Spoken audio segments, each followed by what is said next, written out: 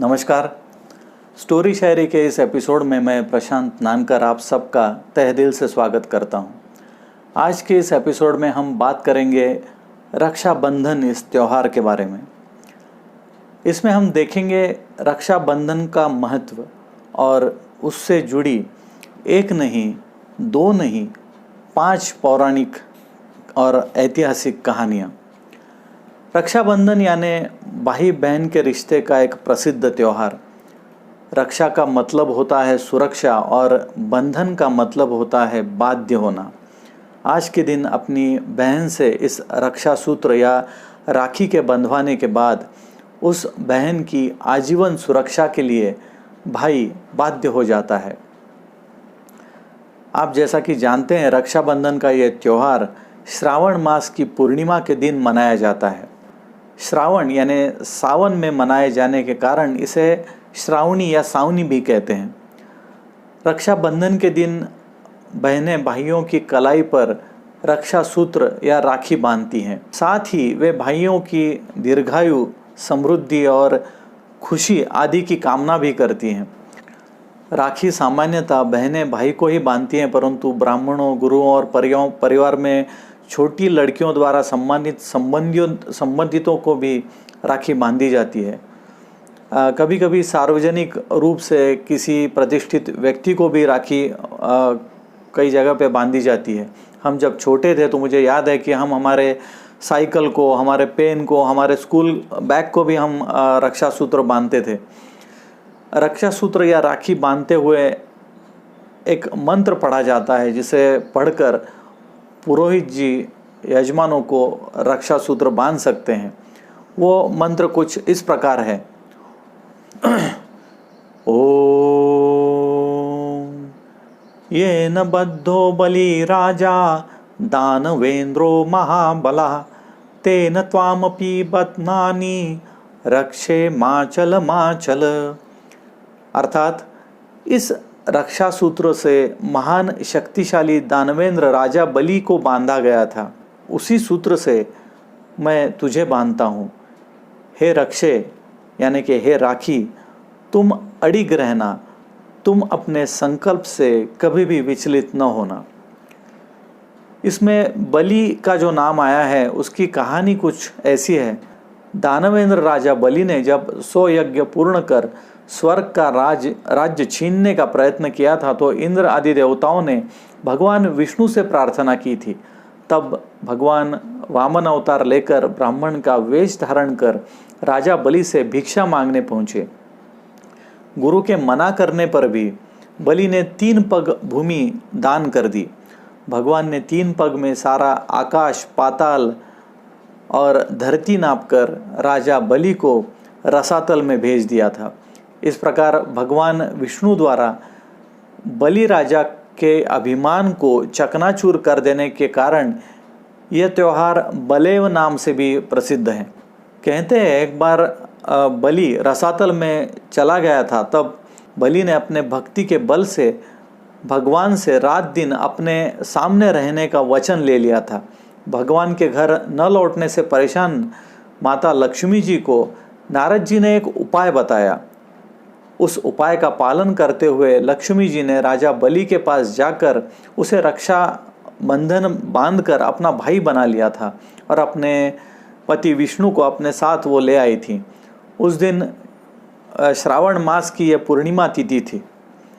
एक दूसरे कहानी में ये भी लिखा है कि एक बार धर्मराज युधिष्ठिर ने भगवान श्री कृष्ण से ऐसी कथा सुनाने की इच्छा प्रकट की जिससे सभी कष्टों से मुक्ति मिल सकती है।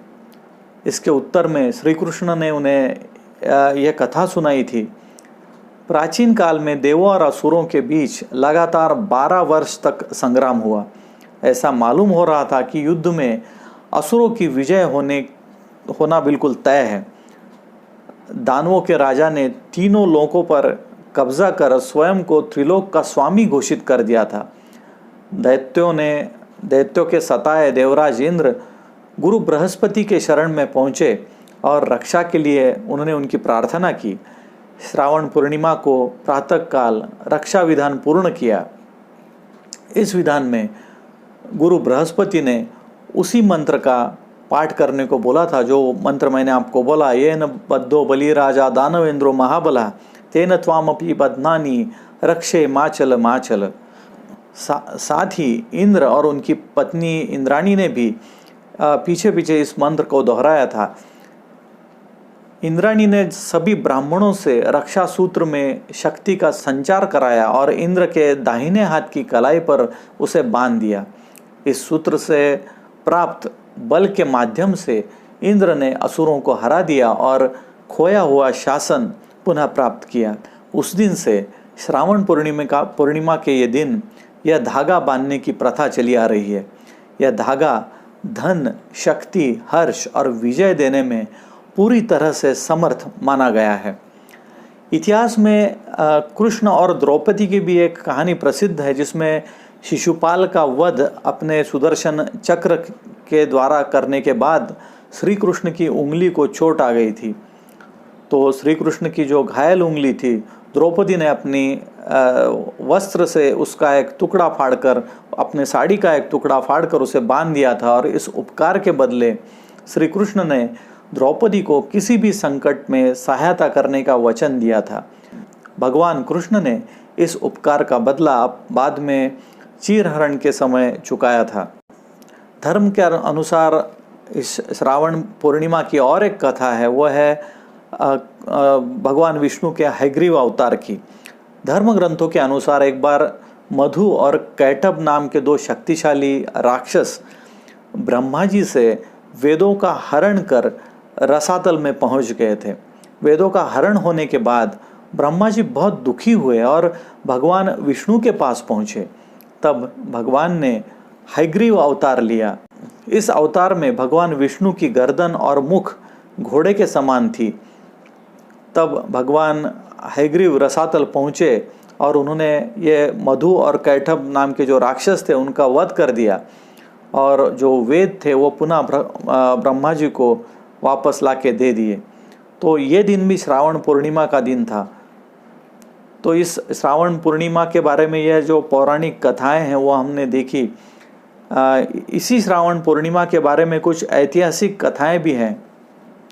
उसमें से एक यह है कि राजपूत जब लड़ाई पर जाते थे तब महिलाएं उनके माथे पर कुमकुम तिलक लगाने के साथ हाथ में रेशमी धागा भी बांधती थी, इस विश्वास के साथ कि यह धागा उन्हें विजयश्री के साथ वापस ले आएगा। राखी के साथ एक और प्रसिद्ध कहानी जुड़ी हुई है। कहते हैं कि मेवाड़ की रानी कर्मावती, जो बहादुर शाह द्वारा मेवाड़ पर हमला करने की जब उन्हें पूर्व सूचना मिली तो रानी ने पाया कि वो खुद लड़ने में असमर्थ है, तो उसने अंततः मुगल बादशाह हुमायूं को राखी भेजकर रक्षा की याचना की।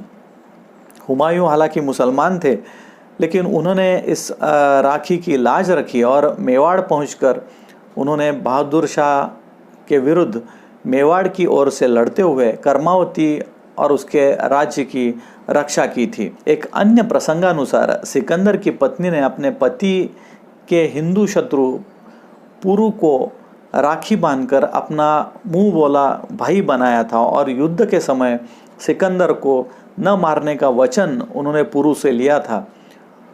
पुरु ने युद्ध के दौरान हाथ में बंधी राखी और अपनी बहन को दिए हुए वचन का सम्मान करते हुए सिकंदर को जीवन दान प्रदान किया।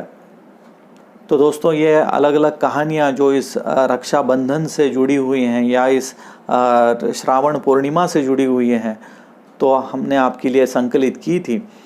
आपको ये कैसी लगी आप हमें ज़रूर बताइए। हमने इससे पहले भी कुछ अच्छे वीडियोज़ इस सावन मास के ऊपर बनाए हैं, तो आप उन्हें ज़रूर देखिए। उसका लिंक मैंने नीचे डिस्क्रिप्शन में दिया है।